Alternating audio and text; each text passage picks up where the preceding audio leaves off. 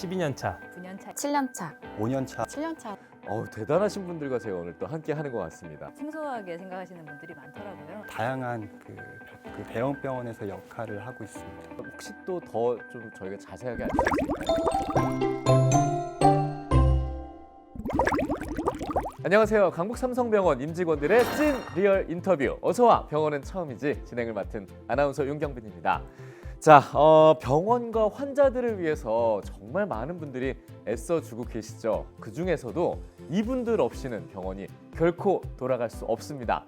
힘써주고 계시는 분들 중에 의료기사분들과 약사분들이 계시는데요. 오늘은요, 이분들의 근무 경험과 꿀팁을 들어보는 시간 가져보도록 하겠습니다. 안녕하세요. 안녕하세요. 네, 반갑습니다. 자, 오늘 또 이렇게 정말 바쁜 와중에도 이렇게 시간을 내주셔서 너무 감사드리는데요. 한 분 한 분 우선 좀 소개를 좀 들어봤으면 좋겠습니다. 먼저 좀 소개 부탁드려볼까요? 안녕하세요. 저는 입사 12년 차 젊은 피 영상학과 MRI실에 근무하고 있는 윤여태입니다. 저희 영상학과는 엑스레이, MR, CT 등 영상을 기반으로 진단을 하기 위해서 검사를 하는 그런 과입니다. 어떻게 보면 저희가 가장 친숙할 수도 있을 것 같아요, 병원에서. 12년 차 젊은 피 맞습니까? 젊습니다. 아, 네. 근데 정말 동안이시네요. 네. 자, 옆에 계신 분 또 소개 부탁드립니다. 네, 안녕하세요. 저는 저희 병원 약제부에서 근무하고 있는 9년 차 약사 최효진이라고 합니다. 저희 부서에서는 이제 의사의 처방을 검토하고 의약품을 조제하고 투약하고 그리고 의약품과 관련된 정보를 제공하고 있는 등의 업무를 하고 있습니다. 네. 약제부도 굉장히 친숙하다는 느낌이 들어요. 아, 그러세요? 근데 9년 차시라고요? 예. 오늘 뭐 동안 특집입니까? 이렇게 다들 감사합니다. 젊어 보이시죠, 엄청나게. 네, 반갑고요. 자, 그 옆에 계신 분 소개 부탁드립니다. 안녕하십니까. 저는 진단검사의학과 자동화검사실과 혈액은행에서 야간 당직 업무를 맡고 있는 입사 7년 차 손주영이라고 합니다. 반갑습니다. 네, 반갑습니다. 아니, 그 체열 업무도 보시죠? 저희가 나이트 때는 사실 체열이 많지는 않은데 네. 이제 간혹 오시는 분들이 이제 그래도 빨리빨리 체열을 할 수 있어서 되게 만족도는 높으세요. 자, 반갑습니다. 자, 그 옆에 계신 분 또 소개 부탁드릴게요. 안녕하십니까. 저는 의료정보실에서 근무하고 있는 7년차 되어가는 보건의료정보관리사 김선혜입니다. 저희 의료정보실에 대해서 간략히 소개를 드리면 환자가 이제 내원을 하게 되면서 이제 질병과 그리고 그 질병을 치료하는 이제 과정이 의무기록에 잘 기재가 되어 있는지 그런 걸 점검을 하고 있고요. 그런 의료 정보를 데이터화해서 의료진의 연구나 또 경영 지원 그리고 보건 정책의 자료로 잘 활용이 될 수 있도록 제공하는 부서입니다. 야, 의무 기록, 의료 기록 이런 것들 정말 중요한 일이잖아요. 정말 중요하죠. 일이 많으실 것 같아요. 많습니다. 네, 반갑습니다. 자, 그리고 끝에 앉아 계신 분 소개 좀 부탁드립니다. 아, 네. 안녕하십니까. 저는 재활치료실의 뇌신경 재활치료 파트에서 근무하고 있는 5년 차 물리치료사 박영재입니다. 저희 그 재활치료실은 우리가 이제 일상적으로 알고 있는 그 당연한 그런 활동들에 대해서 이제 치료하는 곳이라고 보시면 돼요. 그래서 뭐 가령 우리가 뭐 밥을 먹으러 갈 때도 뭐 식탁에 가서 걸어가가지고 뭐 숟가락을 들고 밥을 삼켜야 되잖아요. 예. 그런 모든 일련의 활동에서 어떤 게 문제가 생기면 이제 일상생활 할 수 없기 때문에 그 문제를 해결해 주는 역할을 하는 곳이 뭐 재활치료실이라고 보시면 되겠습니다. 그렇죠. 사실 재활 치료는 우리가 워낙 친숙하게 좀 만날 수 있는 부서라고 생각이 드는데 뇌신경 쪽도 재활 치료를 하는군요. 아, 네. 그 뇌신경은 이제 뭐 뇌나 아니면 뭐 척수 같이 이제 중추신경계에 손상이 있는 환자들을 대상으로 이제 뭐 보행장애, 뭐 일상생활 회복 이런 치료를 하고 있고요. 네. 뭐 그 말고도 이제 다양한 뭐 암 환자나 그런 뭐 심폐기능 손상을 가진 환자들도 다양하게 치료하고 있습니다. 그렇군요. 저희가 보통 어서와 시리즈는 막내 신입들 2, 3년 차 직원분들을 만나서 막 파릇파릇한 얘기를 들었었는데 오늘은 굉장히 좀 깊이 있고 또 진솔한 얘기를 그만큼 더 들어볼 수 있을 것 같아서 더욱더 기대가 됩니다. 자, 뭐 저희가 이제 부서 소개 간략하게 들었는데 사실 그래도 이 부서에서는 또 이런 일을 또 맡고 있다라고 좀 더 자세하게 좀 설명을 듣고 싶거든요. 우리 윤여태 선생님 먼저 좀 들어볼 수 있을까요? 다들 영상학과 하면은 예전 방사선과로 불리던 것처럼 방사학과 대부분이 방사선을 이용한 사진을 만드는 그런 분야가 많은데 MRI실이나 초음파실처럼 방사선을 이용하지 않아도 충분히 진단을 할 수 있는 그런 영상을 만들 수 있는 데가 많습니다. 특히 제가 있는 MRI실은 강한 자장, 즉 자석으로 이용해서 저희를 검사하는 거라서 방사선에 크게 피해를 받거나 뭐 이렇게 그런 무리 없이 충분히 검사할 수 있는 그런 검사실에서 검사하고 있습니다. 네, 다양한 검사들을 맡아주고 계시고요. 뭐 약제부의 최효진 선생님은 약을 지어주시는 걸로 알고 있지만 혹시 또 더 좀 저희가 자세하게 알 수 있을까요? 네, 사실 제가 많은 사람들을 만나서 얘기를 하다 보면 병원에 약사들이 근무하는 거에 대해서 생소하게 생각하시는 분들이 많더라고요. 일단은 의사가 처방을 하면은 그것을 검토하는 것부터 시작해서 입원 환자나 응급실로 내원한 환자의 약을 직접 조제를 하고, 그리고 외래로 온 환자에 대해서는 처방전을 교부하고, 그리고 외래로 온 환자들 중에서 장애인이거나 아니면 파킨슨을 가지고 있거나 아니면 정신건강 질환이 있거나 그런 예외적인 경우에 대해서는 직접 조제를 해주고 약을 투약하고 있습니다. 그거 말고도 이제 의약품과 관련된 정보에 대해서 저희가 제공을 하고 있고요. 그리고 주사 항암제나 아니면 신생아 영양수액과 같은 약을 직접 믹스를 해서 제공을 하고 있습니다. 이게 어떻게 쉽게 생각해 보면 외래 약국에서 이제 구하지 못하니까 더 심도 있는 약들을 좀 다루는 부서라고 봐도 되겠죠? 네, 맞습니다. 네, 아우 더 대단해 보이시는데요, 갑자기. 네. 자, 옆에 계신 이제 손주영 선생님은 진단 검사 의학과시잖아요. 체열 말고도 뭐 또 다양한 업무를 보신다고요? 저희 진단검사의학과는 보통은 이제 체열에서부터 시작해서 일반적으로 혈액 검사, 소변 검사 또는 뭐 여러 가지 체액으로부터 비롯되는 다양한 검체들을 가지고 환자분의 진단을 위해서 필요한 정보나 데이터를 임상으로 전달하는 역할을 하고 있습니다. 자, 우리 김선혜 선생님은 의료정보실인데요. 아까 뭐 얼핏 듣기만 해도 정말 머리가 막 아플 것 같은데 좀 더 자세하게 좀 설명을 부탁드려볼게요. 보건의료정보관리사라는 이제 직종이 좀 많은 분들이 좀 잘 모르실 수 있다고 생각이 들어요. 네. 예전에 이제 의무기록사라는 이제 명칭이 있었는데 18년도부터 이제 보건의료정보관리사로 명칭이 변경이 됐습니다. 그리고 주요 업무는 의료 정보를 이제 분류를 하고 또 확인하고 이런 관리하는 업무가 이제 주요 업무인데. 예. 대표적인 업무로는 의료정보의 생성부터 이제 활용에 이르는 작성 관리와 그리고 환자의 의무 기록을 검토를 해서 미흡된 부분은 없는지 그리고 누락이 된 건 없는지 점검을 해서 충실한 의무 기록이 작성될 수 있도록 이제 업무를 하고 있고요. 그리고 뭐 통계 자료에 활용이 되기 위해서 이런 진단들이나 시행한 처치들에 대해서 코드화로 이제 분류하는 작업을 하고 있습니다. 그리고 그 외에 이제 EMR을 작성할 수 있도록 서식을 생성하는 업무라든지 그리고 의료 행위에 대한 동의서를 생성하는 업무라든지 그 밖에 의무 기록에 관련된 업무들을 하고 있습니다. 좀 전에 말씀하신 EMR은 뭘 얘기하세요? 전자 의무 기록이고요. 이제 기록이 생성이 되려면 그 서식지가 생성이 돼야 되는데 예. 그 서식지를 만드는 업무를 하고 있습니다. 그렇죠. 요즘엔 병원에 가면 이렇게 막 모니터에 사인하고 막 그러잖아요, 동에서. 네. 일종의 그런 것들도 그렇죠. 다루시는 거죠? 이해가 쉽습니다. 네. 사인을 많이 해봐가지고 제가 병원에서. 자, 옆에 이제 박영전 선생님. 네, 저희 뭐 재활치료는 아까 제가 조금 더 여쭤보긴 했습니다만 그래도 조금 더 자랑을 해주시겠어요?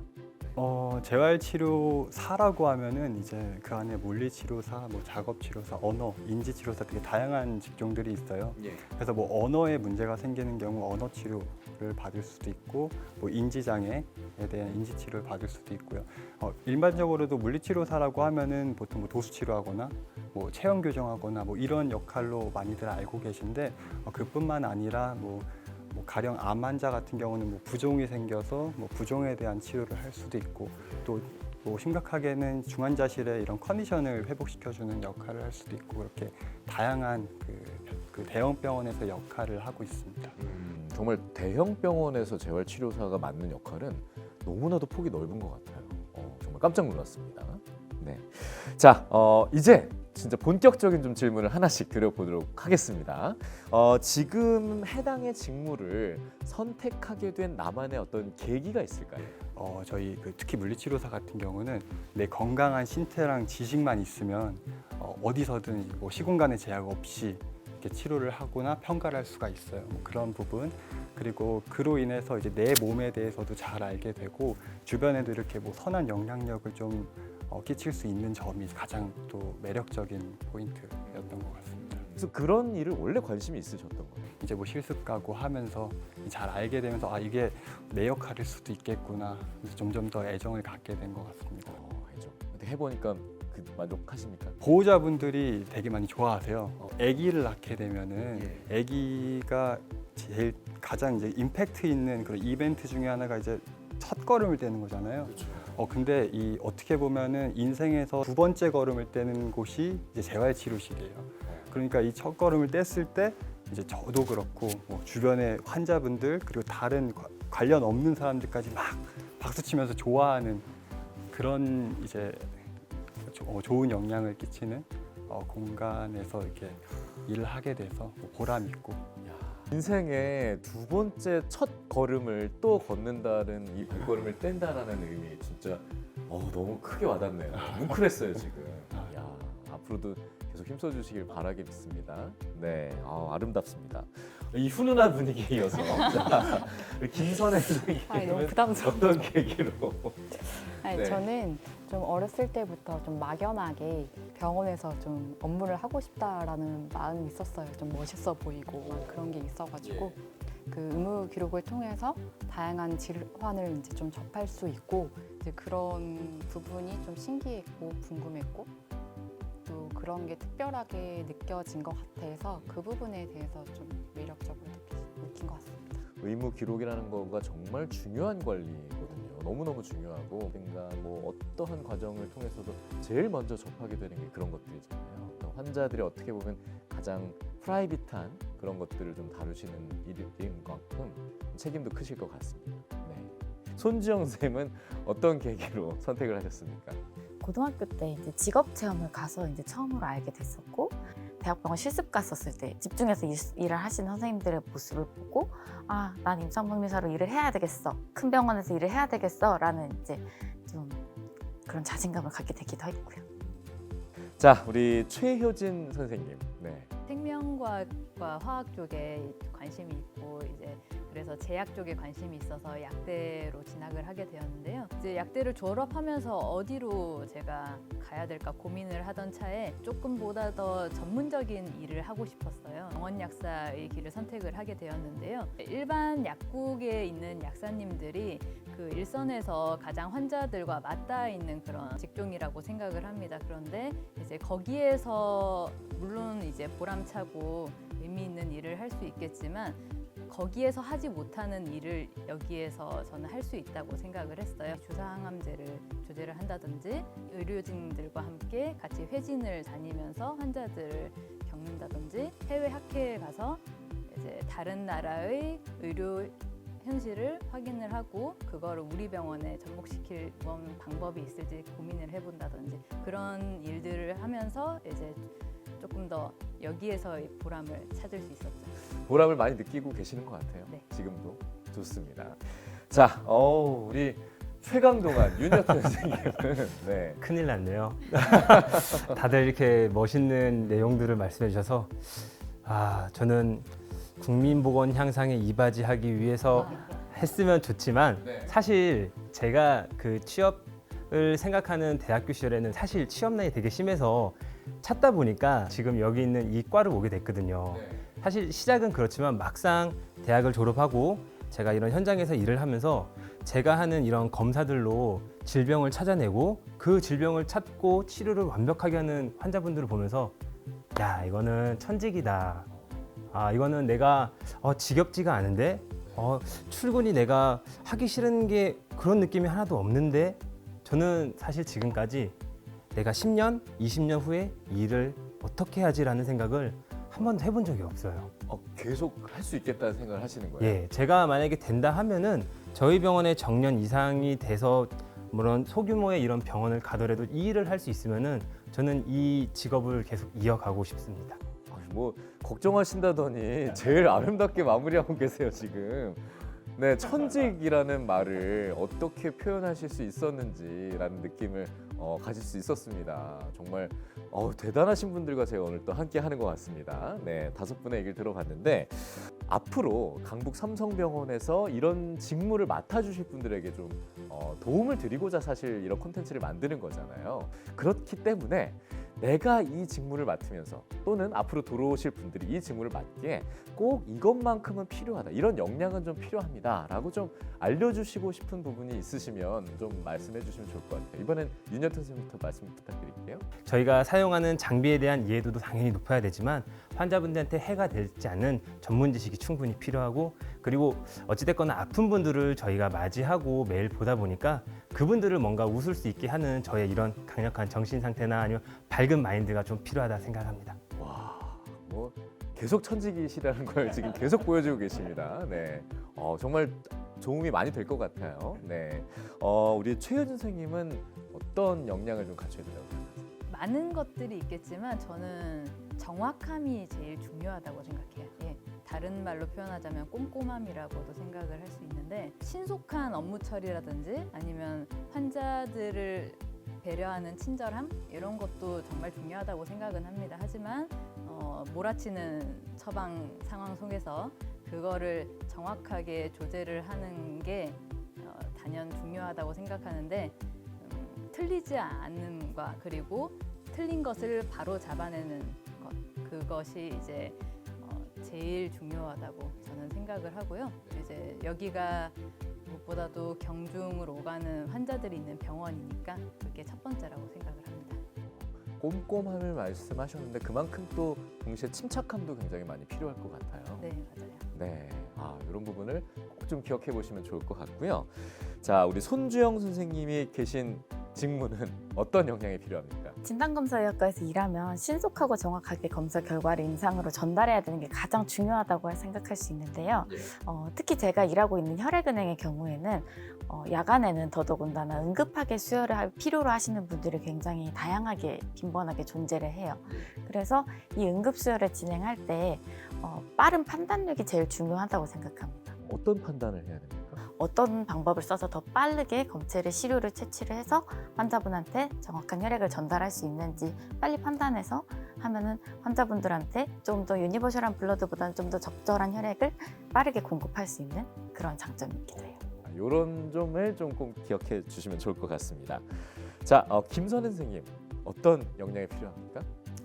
아무래도 저희는 자료와 이런 데이터를 다루는 업무를 많이 하기 때문에 또 의무 기록을 꼼꼼하게 잘 분석할 줄 알아야 하고, 그리고 요즘에는 좀 모든 것들이 전산화가 많이 되어 있어요. 그래서 이런 전산적인 지식이라든지 이런 능력을 갖추고 있으면 업무에 많은 도움이 될 것 같고, 이 업무를 하다 보니까 생각보다는 법이 많이 연관이 되어 있더라고요. 그래서 의료법이나 뭐 개인정보보호법 이런 관련 법들에 대해서 많은 지식이 필요한 것 같습니다. 그렇군요. 뭐 당연한 얘기일 수 있지만 사실은 더 좀 깊이 생각해봐야 할 얘기일 것 같다는 생각도 좀 들었습니다. 자, 그럼 우리 끝으로 이제 박영재 선생님, 우리가 이제 재활치료실에서 일할 때 필요한 역량은 어떤 게 있을까요? 재활치료실에서는 이제 처음에 환자를 만날 때 이렇게 아이스 브레이킹 할 수 있는 능력, 그게 가장 중요하다고 생각이 들고요. 근데 그런 게 이제 치료하면서 이제 그 사람에게 동기부여할 수 있는 게 뭐가 있고, 또 그 사람의 역량을 가장 끌어올릴 수 있는 것이 되면서 이제 라포를 형성하고 이렇게 뭐 친밀한 관계를 유지하면서 치료하게 되는 것이 이제 중요한 역량이라고 생각합니다. 어떻게 보면 사실 그 사람의 생활 패턴을 파악하면서 자연스럽게 어떤 치료를 어떻게 좀 해야겠다라는 생각도 좀 하실 수 있을 것 같아요. 네네, 맞아요. 그래서 저희가 이제 일상생활이랑 가장 밀접한 부서다 보니까 이 사람이 뭐 화장실을 갔을 때 뭐 어떤 식으로 처치를 해야 되는지 뭐 그런 것까지 저희가 신경 써야 되는 부분이기 때문에 다양한 부분까지 하고 있습니다. 저는 사실 어떤 기술적인 부분을 얘기하실 줄 알았는데 오히려 상대방과의 어떤 라포를 형성하는 게 가장 중요하다라는 거. 이건 꼭 좀 기억해 보시면 좋을 것 같습니다. 제가 여기서 깜짝 질문 하나 좀. 이 선배들은 어떻게 합격했지? 이런 비결 하나씩은 좀 궁금하거든요. 나만의 경쟁력, 나는 요거 하나 진짜 내가 이걸로 성공했다. 이렇게 기억나는 거 있으시죠? 삼성이라는 네임밸류를 달고 있는 병원 직종 자체 내에서는 선택할 수 있는 이런 범위가 많지가 않다 보니까 되게 보석 같은 병원일 수 있겠다. 온몸에 소름이 돋을 정도로 자신감 정말 중요하거든요. 좋아 보이고 뽑고 싶은